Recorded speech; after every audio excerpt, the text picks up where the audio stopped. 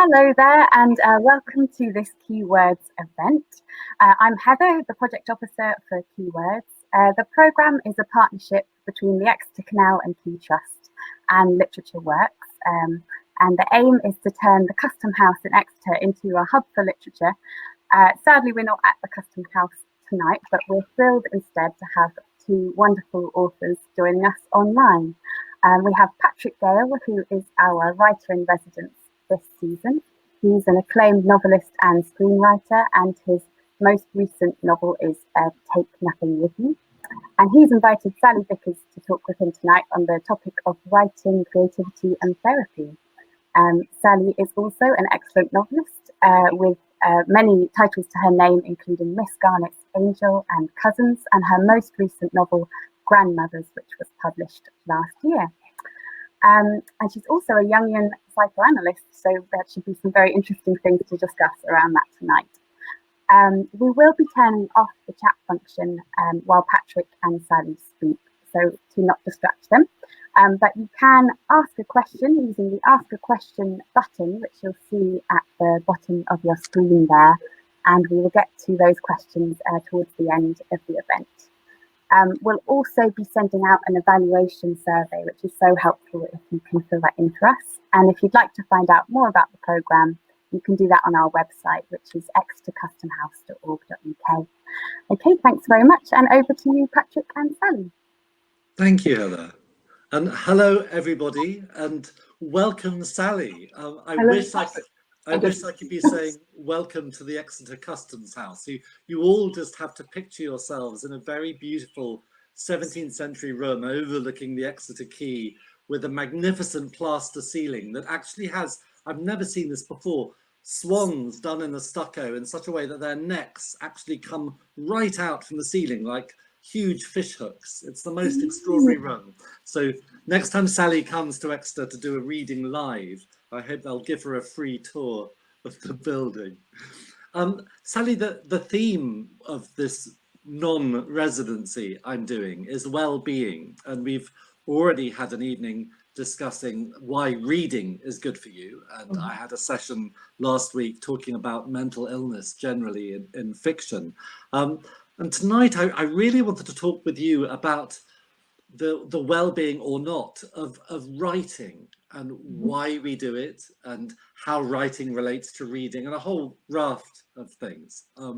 But mainly I would like to talk about you and your life in writing, but also your life under the shadow of Jung, if that doesn't make sense. So before we say anything else, can I just get it absolutely right? What kind of a Jung, were you a Jungian, do I say psychoanalyst? Is that how you Well, technically psychoanalyst is a Freudian, and Jungian analysts technically call themselves analytical psychologists, but it's just simpler to say psychoanalyst. Right.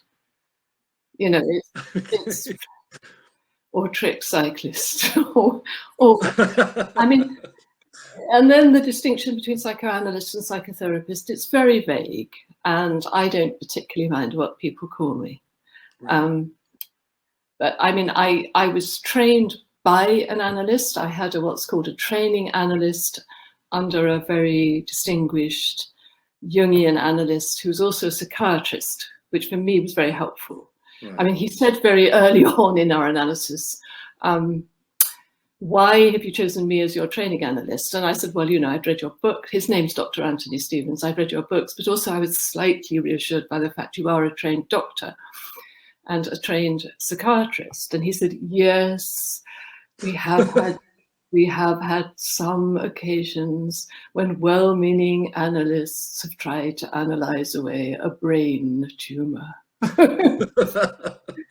So I thought that was a good, you know, thing. So I had a training analysis for Christ knows how many years, which is sort of qualifies you to call yourself an analyst. But a lot of the time I worked in the NHS in various capacities, and obviously then you cannot be seeing people 2 or 3 times a week. Yeah. You're seeing them on a much briefer schedule, and often I think that's better and more what people need. So more like first aid than Well, it's more. I mean, Jung famously said you shouldn't give it. One of his better volumes of his work was the volume 16, I think it is, which is called The Practice of Psychotherapy. And in that he says, and I used to say it to the people I trained, you should never give advice, but it's rarely dangerous as people seldom take it. And I think as a psychotherapist, you're more on the, you're closer to the advice giving. I mean, you're trained not to give advice, but I feel actually in all kinds of unconscious ways you do give advice. Whereas in a classical analysis, you're much more allowing the person's unconscious to unfold. And of course, you know, that can take months, years, eons, and not everyone's got the time or the money or the inclination. And am I right in thinking that as part of your training, you go through analysis yourself? Yeah, this was my training analyst who made the remark about it being unwise to try and analyze away a brain tumor. But what fascinates me is to know whether you were already at that stage thinking about writing fiction, or whether, because it seems to me that actually analysis must have been a really good, perhaps unwitting training for a career as a novelist later on. Well, I had, it's difficult, isn't it? Because one's memories of oneself are unreliable, as we know. Well, give me the authorized version. Well, I don't know what it is. You see, my authorized version changes in week out. But when I was a very small child, I definitely thought I was going to be a writer. And I was given a desk by my parents were communists, and I remember it was a communist desk given to an old communist. And there's a story that before I could write, I was found doing this at my desk. Sorry, right. I'm with a pencil. And when asked what I was doing, I was told that I was writing, I apparently said I was writing a book. And then when I was 9 in my very good primary school, the excellent teacher there, couldn't happen nowadays, put 2 of us in a classroom on our own and told us to go away and write a book, because we were quite a lot away ahead of the rest of the class, and I think he was a bit fed up with this. So that was my first novel, age 9. And then as my then husband used to say, we were practicing birth control and hadn't quite got the hang of it. So we had 2 children, one after the other. And there was no question really of me writing. So at that time, I taught in adult education. And I moved through that into finally training as an analyst. And then I moved out of that into becoming a writer. But I think what I used to say when I was training as an analyst, and I used to drive the tutors on the course mad, was whenever they put us to read anything by Jung, we read Jung and Freud and Adler and Klein and Winnicott, and, you know, a whole lot of Bion, a lot of people. I would always say, well, there's nothing here that's not already in George Eliot, Dickens, Keats, Shakespeare, you know. And so for me, I think always I took my psychology from literature. How interesting. Well, and your wisdom. Well, such as I have, yes. Yeah. Yeah. I mean, and Freud himself was very generous about that. He said there was nothing that he had discovered about the unconscious that wasn't already known to the poets. I mean, he was a very cultivated man. I think quite wrong about his psychology, but very cultivated man. And rather a good writer, as you probably know. Yes. Well, and when I was given my reading list for studying English at Oxford, it included big chunks of Freud and Jung. Yes, me too. Who my rather terrifying tutor just said, well, treat them as fiction, because they are. They were. They were. They clearly were. I mean, if you read The Wolfman, which is a very famous case of his, there's no way that could possibly be a true account. And nor could he have remembered it in that detail. That's very interesting. But also, don't you think twisting this around to look at what you need to be a novelist, one of the key things it always seems to me you need is self-knowledge, quite a lot of self-knowledge, because you don't know anybody else, not really. You may think you do. But when you're writing your characters, you are your own template. Yes, I think that's absolutely true. And when people, I mean, you haven't asked me this, but I'm going to preempt you because... Tell me anyway, yes, please do. I mean, you might be going to ask it, but the people have often said to me, how did being an analyst affect you being a writer? And the answer is this: it's not, as some people fear, that I've spent my time as an analyst, as it were, sucking material out of the poor people who've come to share their traumas and griefs with me. It's much more that, particularly the way in which I was trained as a Jungian, in order to facilitate a rapport and a meaningful conversation with the other person, you have to find a kind of similar place within yourself. Otherwise, they're not comfortable. And a very simple example of that is, I mean, Jung, rather ahead of his time, had a theory that we're both male. We are all both male and female. Mm-hmm.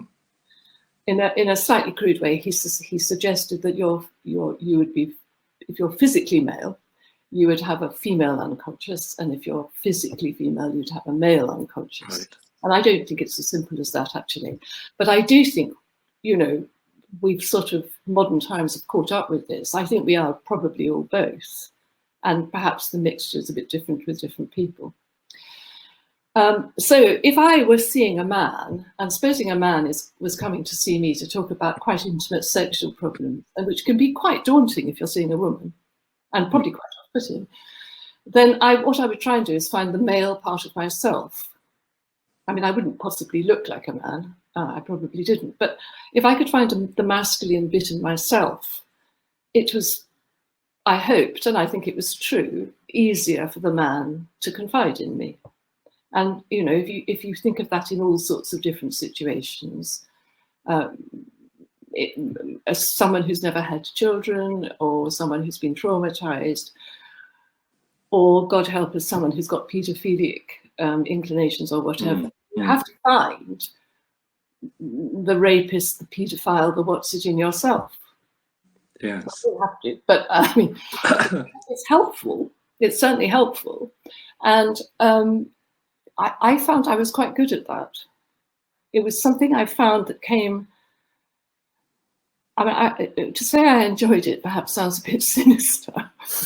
But I mean, finding those different bits of myself was definitely the prelude, I would say, to writing, because the characters, I mean, it was very common for people to say, when I wrote Miss Garnet's Angel, my first novel, oh, is Miss Garnet based on a school teacher, you know, because she was a school teacher? And the answer is no, she came out of the part of me that could have been a straight-laced school teacher.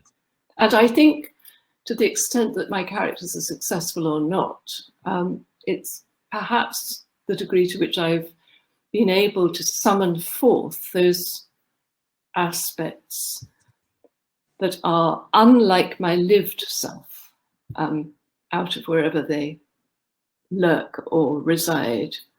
Or this rings so true. It's a kind of ventriloquism almost. Well, I think it's more. I think it's more than ventriloquism, because I think there is. Well, you will know this. You know, when you are writing a character whom you probably wouldn't like very much in real life, there is a funny way in which you love them in a way that. Oh yeah. God, well, there's always the great risk, I think, when you write a character you want to be unpleasant, that in trying to empathize with them as a writer, you end up making them nice on the page, which rather defeats the object of a villain. It's interesting because I've just read, I don't normally read my Amazon reviews, but I did actually for tonight, because I sort of thought I'd better get an idea of what people think. So never scroll down. Never scroll down. That's the trick. Yeah, I never scroll down. I know that. Oh, don't worry, I don't often do it. But I was interested in one person who said there's one of the grandmothers who we might come and talk about. She's called Blanche, and she's forbidden from seeing her grandchildren, but particularly her granddaughter, whom she loves very much, because she's driven the children home when she's over the limit with alcohol.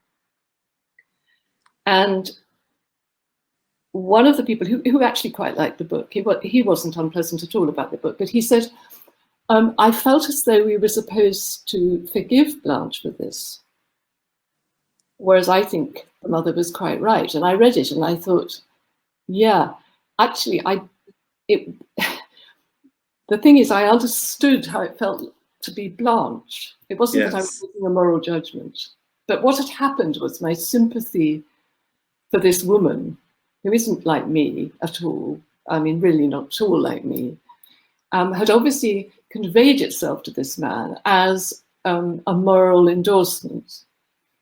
And I think that's a hard thing to control, don't you? Oh, this is the power and the dread of fiction, isn't it? That if it works, if you do it at all well, people will respond to it as if it's real life. And that means they quite often will be very disapproving. Oh, none more than in The Other Side of You, in which it's the only book I've written in. Forget that. I think it's the only book I've written in the first person, in which the narrator is a psychiatrist and a psychoanalyst, a man.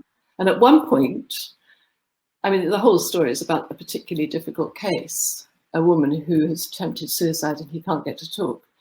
And to cut a long story short, at one point, he and she have a very long, she's in a psychiatric hospital because of the suicide, and they think she's a risk. So she's sectioned, she can't leave. And at one point, they're kind of getting along, and he's getting her to talk. And he opens his drawer and he takes out a bottle of whiskey, and they drink. And the flood of letters I got from irate psychotherapists and psychiatrists, it was as though I had personally broken. Done it. Yes. It's you have to take a step back, I think, as the author, and just say, this is a sign that it's worked. I've got through to them on some level. But but I mean, it's not advocating these things. It's yeah. I'm so glad you mentioned The Other Side of You, because it remains one of my favorite novels of yours, and I think it goes to the heart of what you do so well, which is writing about extreme and difficult emotional states, but basically love and despair, and the way they circle around each other, and loss, I suppose, as a correlative of despair.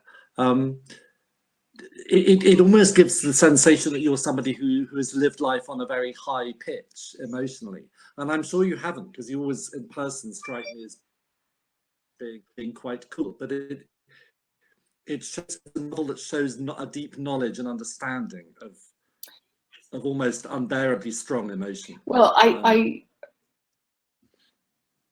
not frightened of them. And The Other Side of You, I mean, I deliberately made him a man, David McBride, a man, because again, he wasn't me. And in fact, he's not emotionally particularly like me. But I do know, I am familiar with his working environment. I did work in psychiatric hospitals. And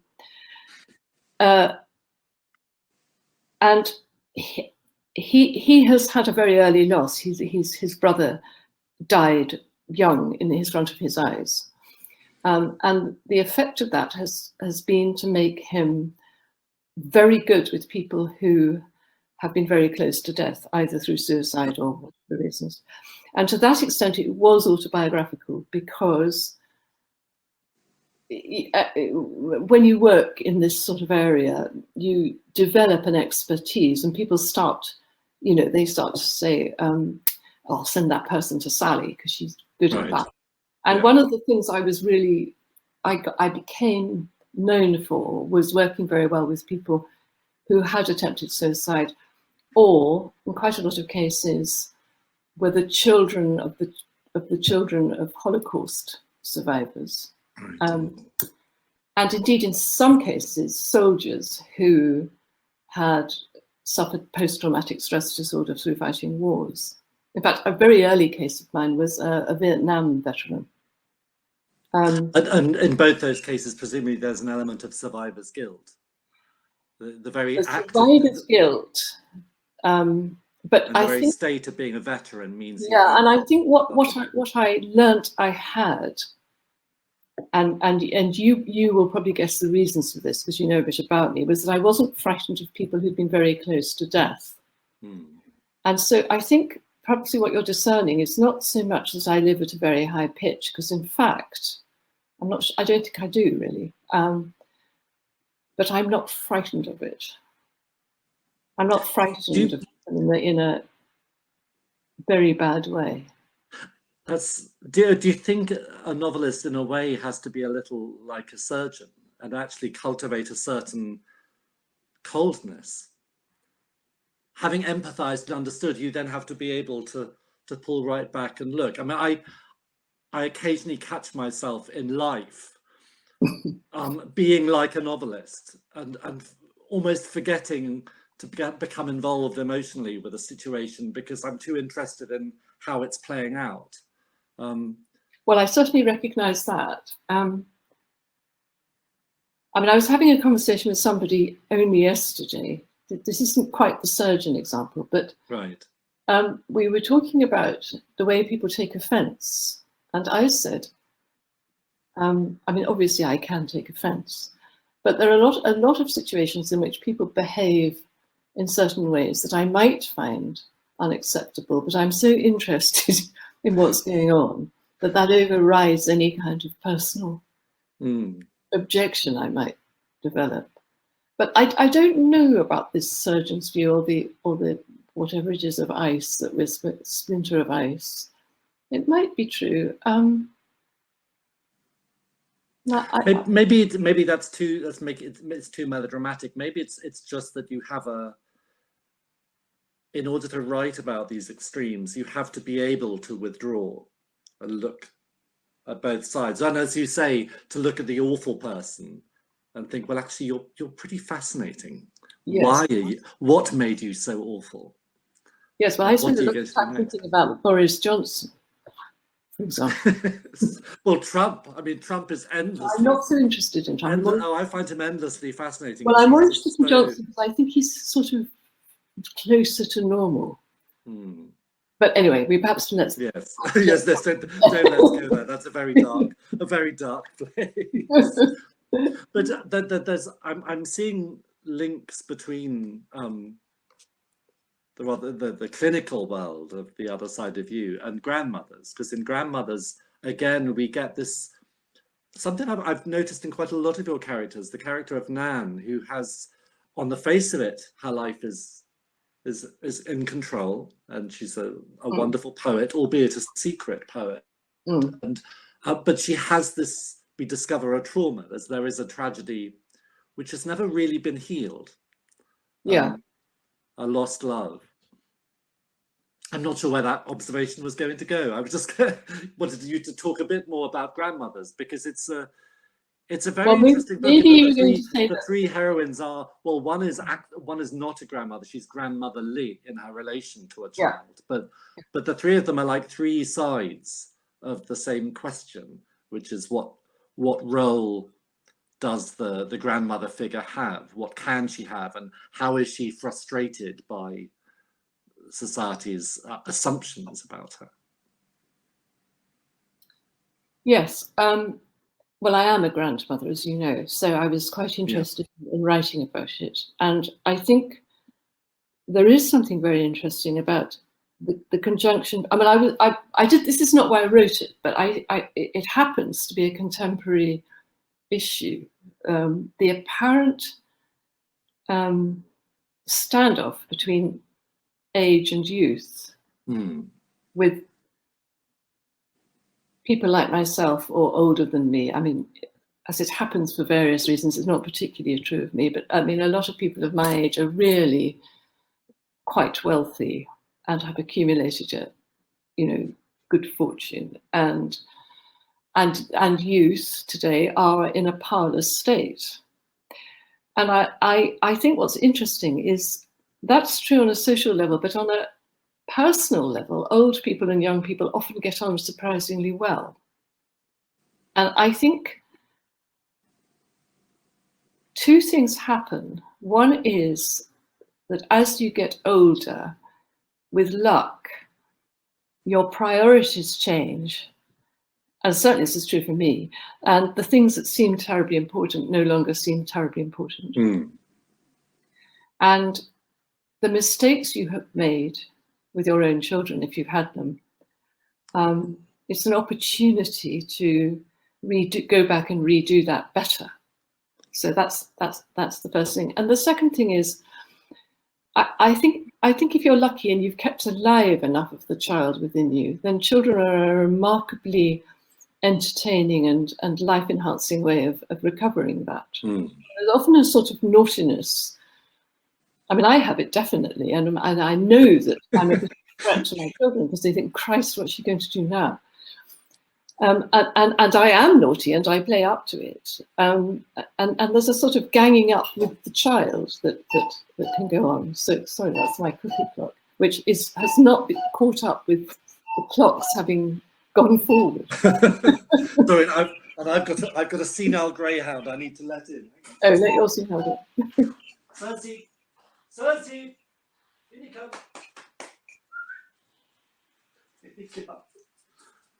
Oh dear, there you go. There you go. That's proof that this really is happening live. Yes, I like it. Poor thing, it's pouring with rain and I could hear her outside whining.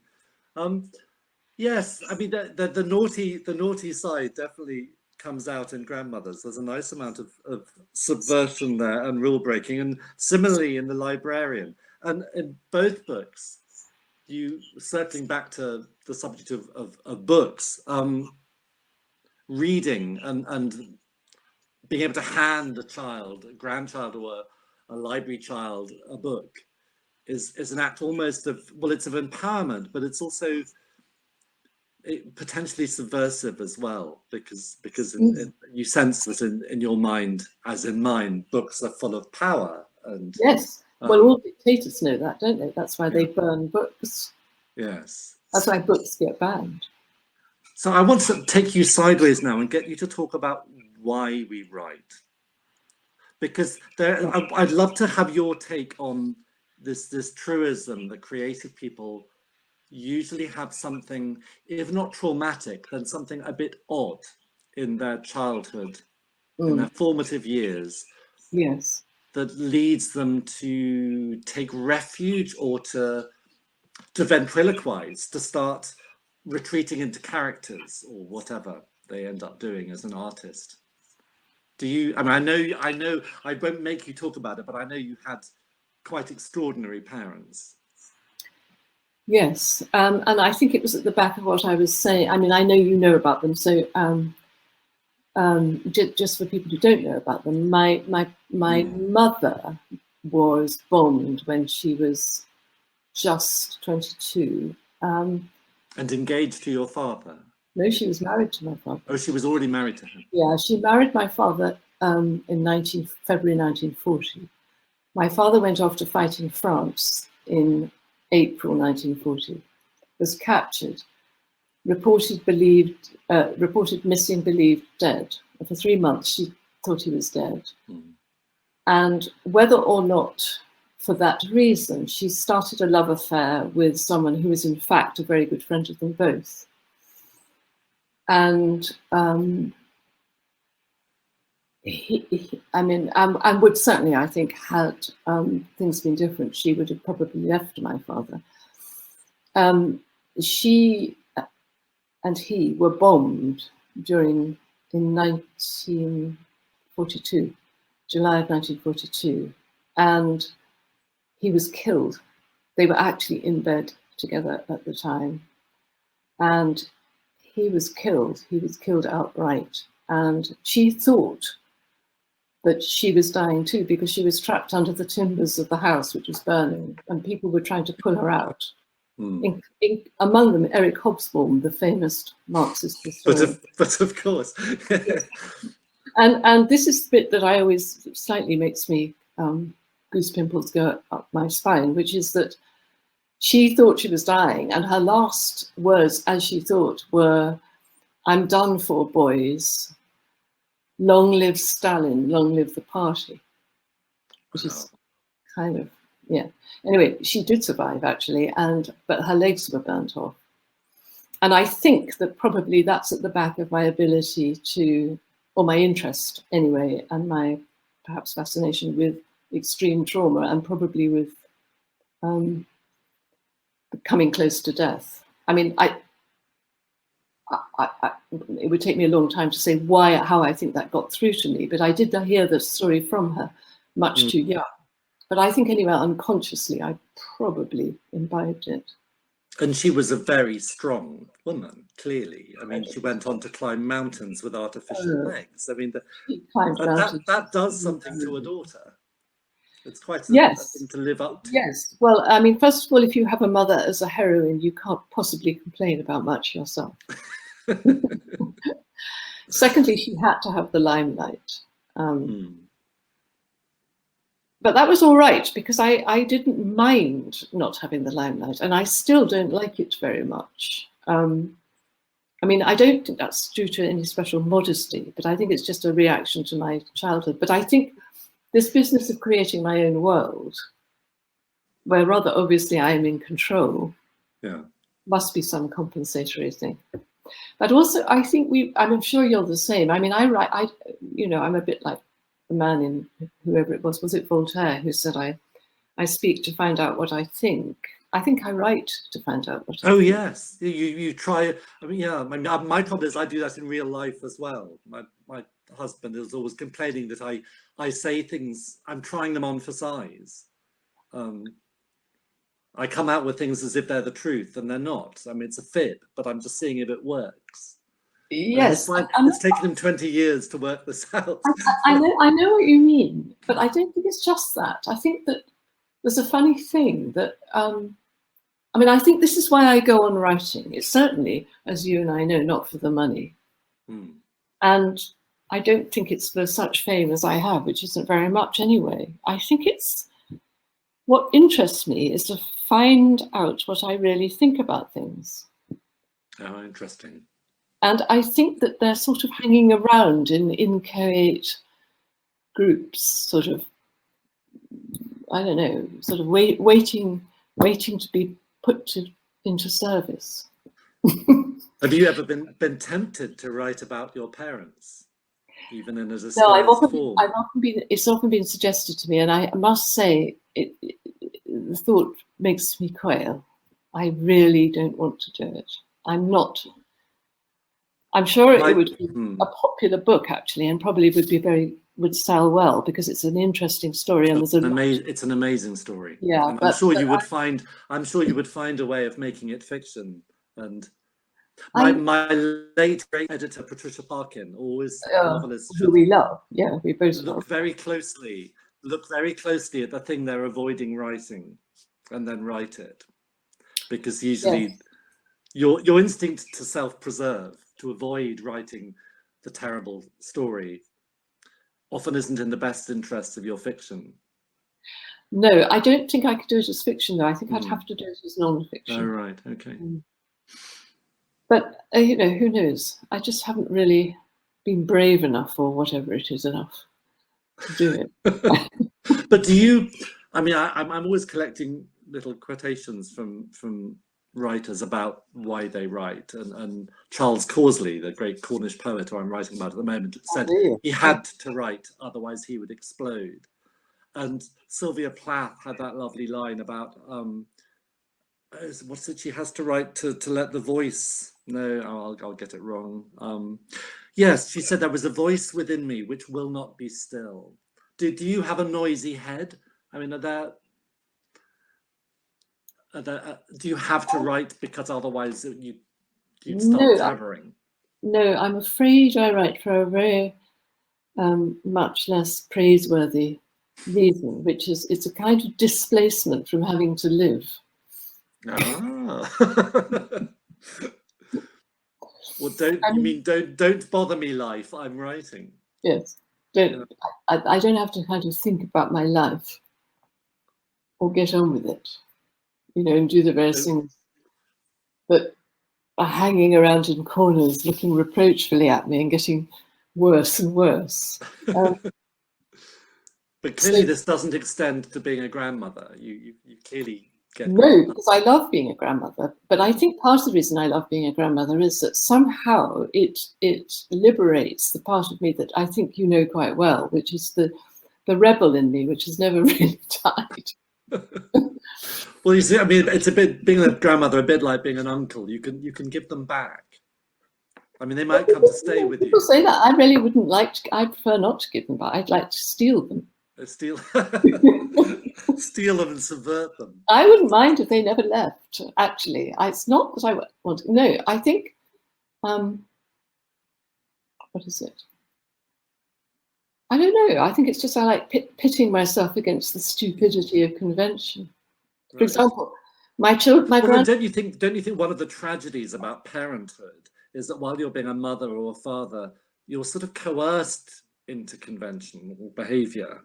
Yes. And I think this is often why gay and lesbian uncles and aunts have a huge advantage, because the child can see from the start that you're not conventional. You're outside the dead circle of convention. Yes, and you also haven't got this terrible responsibility of seeing they get their GCSEs or two.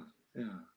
And grandmothers and grandfathers can step outside the circle too and be a bit naughty. And my grandmother was I only had the one, and she was a huge influence, but very naughty.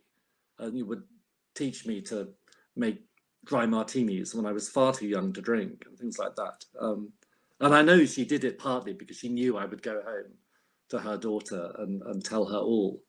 No, I don't do that. But that's not quite my way. But for example, the thing I do, which I think has been extremely successful, is they only get rewarded when they fail. That's very subversive. Do they have to fail well? They have to fail quite badly. Yeah. But for example, my eldest grandchild, I mean, whenever she plays the flute, whenever she does a flute exam, she's always convinced she's going to fail. So I say, well, think of the thing you most want in the world at the moment. Within reason, this has to be. And when you fail, that's what you get. Do her parents know you do this? Oh, I'm sure they do by now. But they see the result. The result is she usually does quite well. There's a lovely moment quite early on in Grandmothers where I think it's Nan tells her grandson Billy how that lying is actually a valuable skill. And it is. Yeah, of course it is, because but it's one of those really hard lessons for children where they're always being told to tell the truth, but actually the truth can be really wounding. And well, there are lots of reasons. And lying can protect you as well. Well, I'm afraid that is a case of coming straight from the horse's mouth. The horse, in this case, being the author. I mean, I've advised all my grandchildren that it's sometimes essential to lie. But I mean, I also take pains to point out, as I think Nan does, that you must never lie to hurt other people, but sometimes you have to do it for self-protection. And also sometimes it's what we call tact. Yeah. And Billy is one of those children who has to learn, because he's naturally incredibly honest. I mean, there are children differ, as we all do, but some children are incredibly honest, and they get into terrible trouble because they don't know how to mediate. And the other thing is adults lie to children all the time, and children are told that this is the truth. And I think that's another thing I say. Don't worry, adults lie all the time. Do you worry that the current generation of parents who have so much social media in their lives are raising a generation of narcissists, that children are being made far too self-conscious, far too young by this endless photography and this?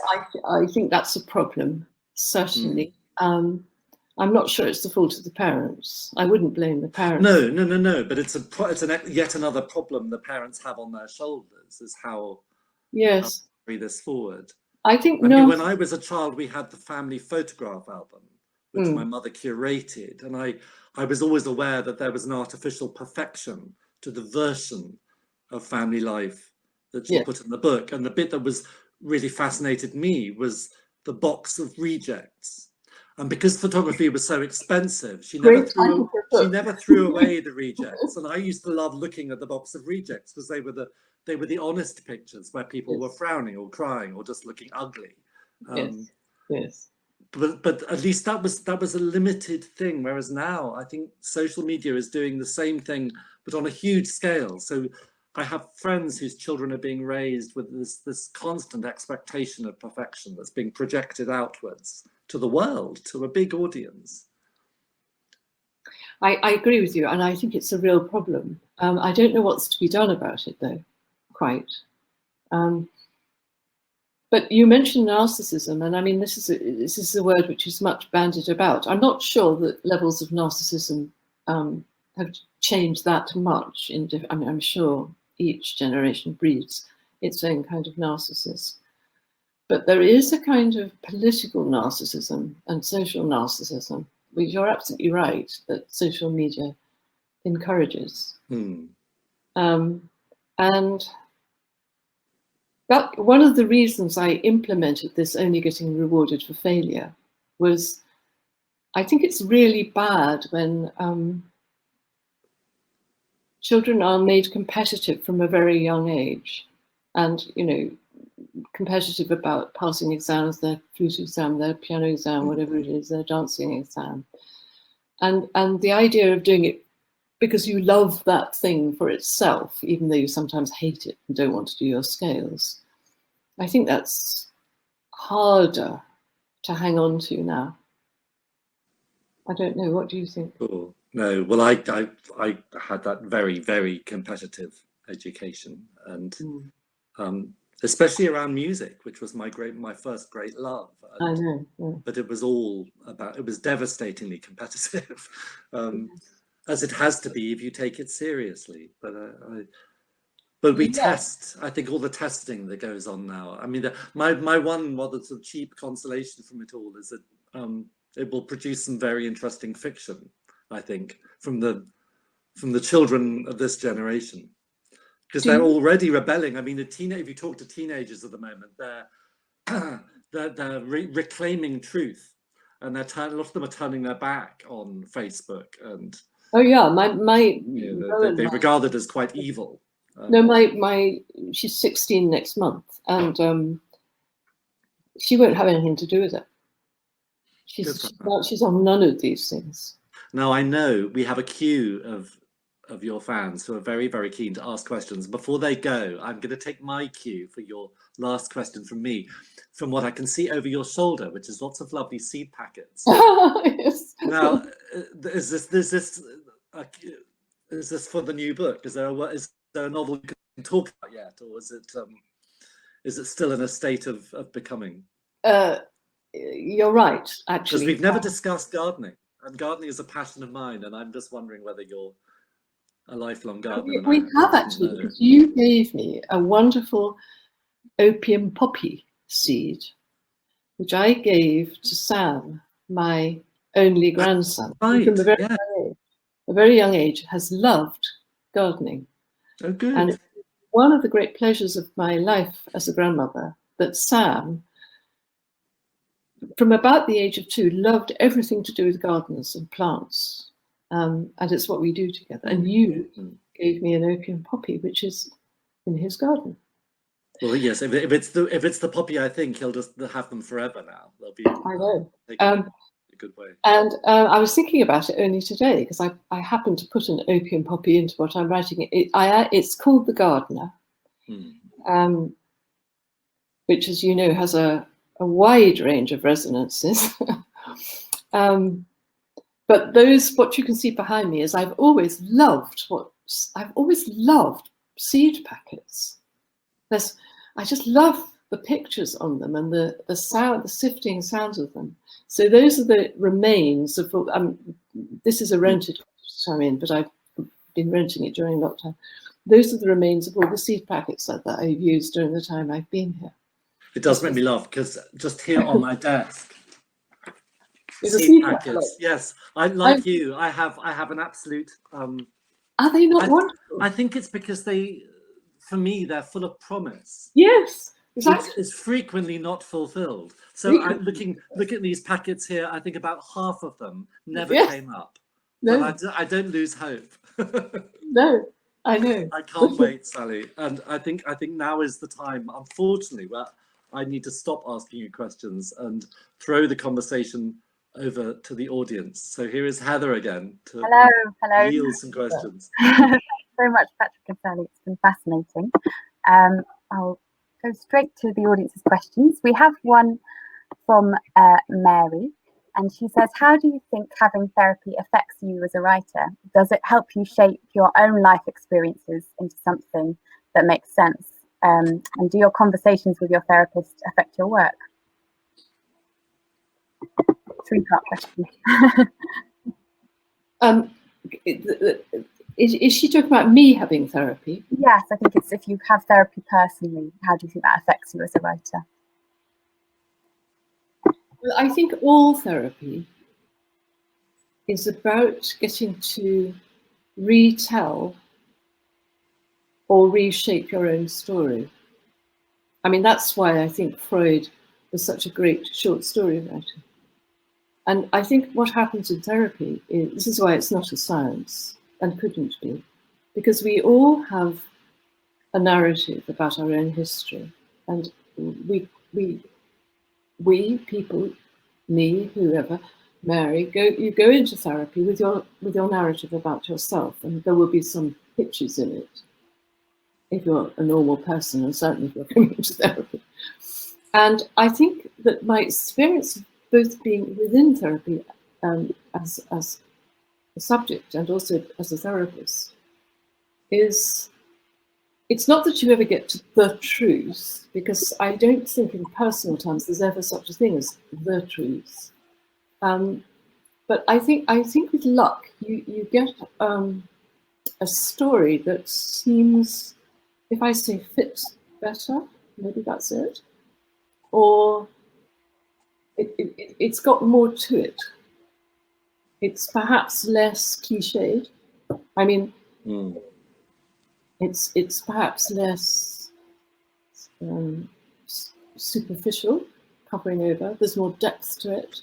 So do you think you actually, if it works, you become more like a novelist in your approach to your life story, and less like being just one of the characters? You have yes, maybe you do become. I haven't thought of it that way, but I think you do become more like. And I think the other thing that happens is, I'm very interested in the way people, there's a tendency nowadays, much more nowadays, I think, to sort of goodies and baddies. And I think the nuances, both within oneself and other people, become subtler with luck in therapy. And that's why I think the characterization deepens. So, the mother you adored starts to become a little bit darker in tone, or the mother you loathed suddenly starts to become a little bit more sympathetic in tone. And you as a child who was too fat or unpopular or whatever, different elements of your recollection with luck will start to come to light. So I think as conflicts get spoken, memories, I won't say they improve, but I think they become wider and more copious. Interesting. We have another question from Anne, and she asks, how easy is it to end a novel, to finish the story of characters you have created? Is it a relief or a regret? I don't like ending novels very much. I think the ending is often the hardest as well. I think quite a lot of people can start a novel. Not many people can finish it. But I think the sign of a novelist is someone who can finish a novel. And I think the ending is often the most taxing part, because you've got a lot of decisions to make. In real life, there are no endings. Not even death is a real ending, because you go on living on in people's memories. So I think real skill of a novelist is probably in the ending. And from my own point of view, I will miss a novel when it's finished, however much I've loathed it when writing it. And I don't think I've ever, there's only one novel I've written right through without loathing it at some point, and really, really wishing I'd never started it. I think writing a novel is a bit like a marriage, actually. I think it's bound to have moments of extreme depression, difficulty, and sometimes outright loathing. But on the whole, I think, you know, if it's a good enough marriage and a good enough novel, you will miss it when it's gone. I'm going to write that on a little post-it note on my computer. But you see, the other thing is you've probably been living with these characters for months, if not years. Mm. And they're with you, you know, they're with you when you're on the bus, in the bath, on the lavatory, out to dinner, as you're talking on a Zoom program. They're there all the time. And then suddenly, it's as though they've gone to boarding school or prison or somewhere, Yes, the other side of the world. And they're not there to, you know, you can be thinking about them, but then the conversation's not there any longer. Mm. So I do find it quite difficult. So more regret than relief. There's a bit of relief, but most regret. But I think that's good, because if you feel regret as the book comes to an end, that passes itself on to your reader as well. And a lot of people have told me one of the things they most love about reading a novel is that bittersweet feeling when you realise there are only 5 pages left. Oh, awful. And you're going to have to say goodbye, assuming you've enjoyed the novel. I mean, sometimes you can't wait, but yeah. Hmm. Well, you can always reread if you're a reader, but sadly we can't rewrite. You can't rewrite. We have a question from Roger, who says, both of you use the structures and language of psychology and those of religion, Christianity. Do you see these as alternative or complementary ways of understanding what it is to be human? Shall I answer that? Ladies first. Well, we'll have to find one.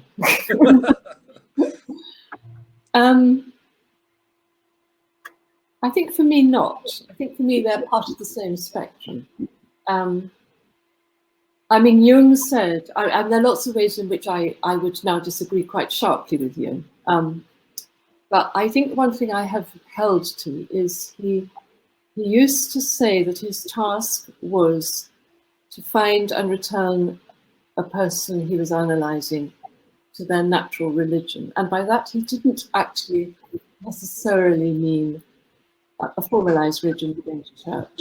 He did believe that the human psyche had a religious dimension, and he would be very broad in that. So that would cover all kinds of things. I mean, it might be gardening, you know, or yoga, or singing, or making cakes. It would be very deeply connected in his mind with creativity. And I think I'm with him on that. And I think there's quite a lot of what you might call the metaphysical or the numinous in my books. I think all my books have some element of it, some more than others. And I think it's because I want to celebrate that element in human consciousness. Certainly not from any doctrinaire point of view, because I'm not doctrinaire at all about religion. But I think it's nice to think that man isn't, well, humankind I mean by man, not just the male's sex. I think humankind does have a naturally metaphysical dimension, and some people think that evolutionary scientists think that this was the reason that we survived, that it gave us a kind of element of trust and faith in something larger than ourselves. I mean, the jury's out about that, but what about you, Patrick? No, all the above, I think. And as a novelist, I've always been drawn to the numinous because it interests me when you get a character to the point where they can't put into words the thing they're feeling.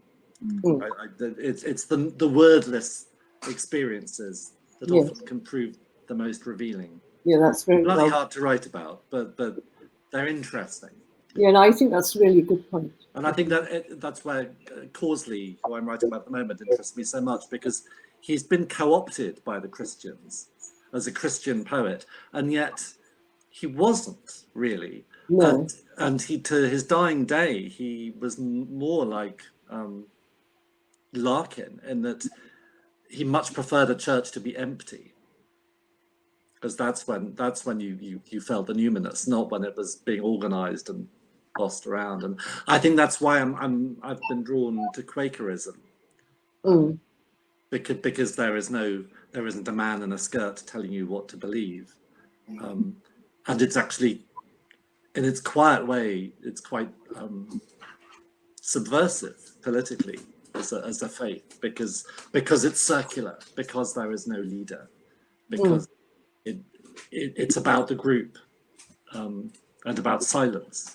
Rather well, again, as you say, it's about the lack of words, which for us as novelists is a particular test, to use words to talk about the need not to have words. Yeah, no, exactly. Do we have time for another question? We do, just one. I think we do. We've got two more that have come through. Emma asks, was there a novel that you didn't hate writing at all, Sally, that was spilled out of you, I suppose, or was an easy one to write? Yes, actually, Where Three Roads Meet, which is my story about Freud and his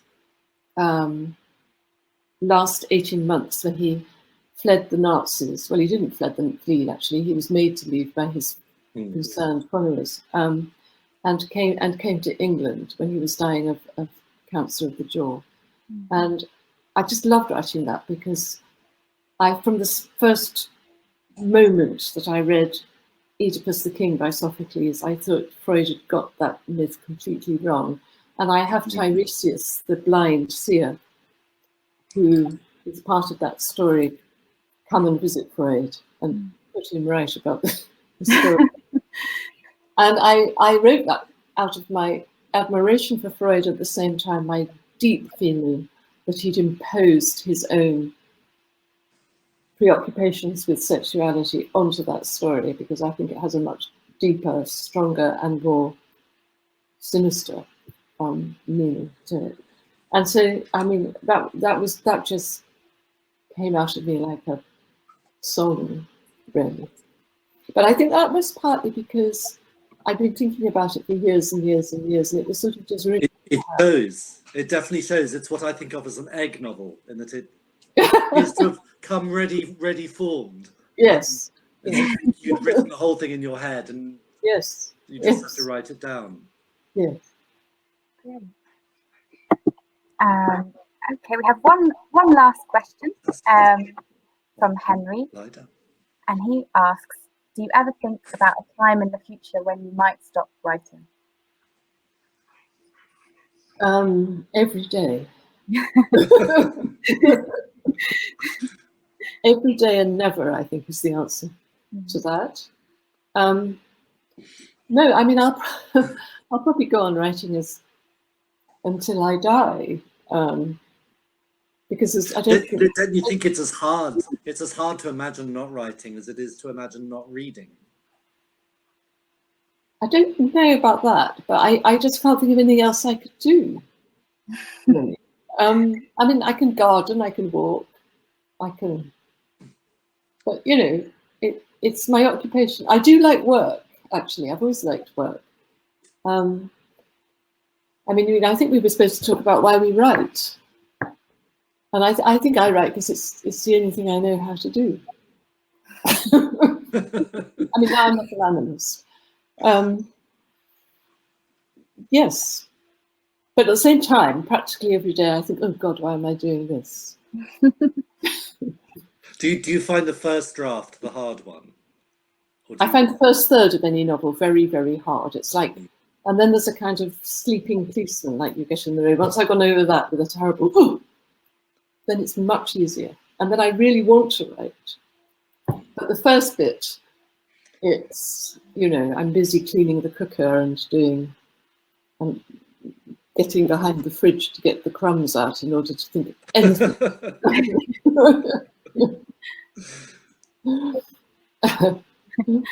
What about you, Patrick?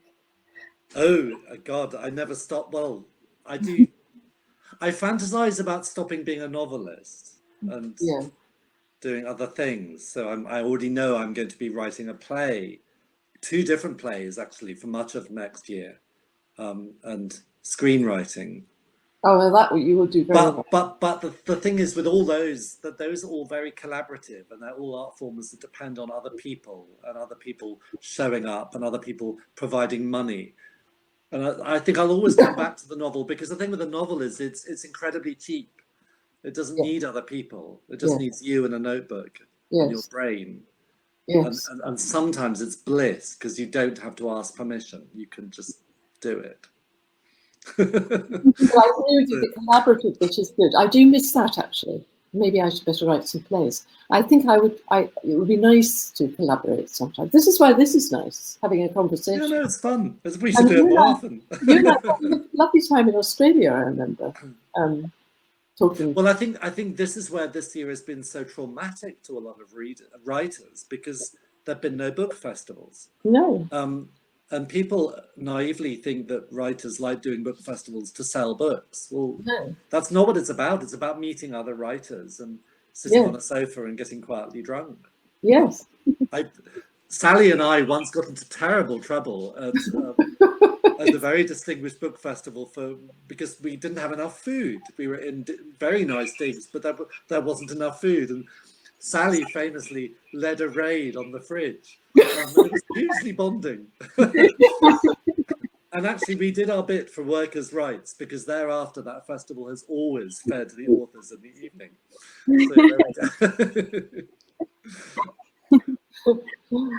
Oh, well, thank you so much, both of you, for joining and talking. It's been lovely. It's been a treat, and thank you, Sally. Oh, thank you. It's been lovely to see you. You too. Don't be afraid. Meet in the great beyond. Oh, well, we'll meet at a great book festival before then, I hope. I hope so. Yeah. So thank you so much to everyone who's tuned in. It's been a delight.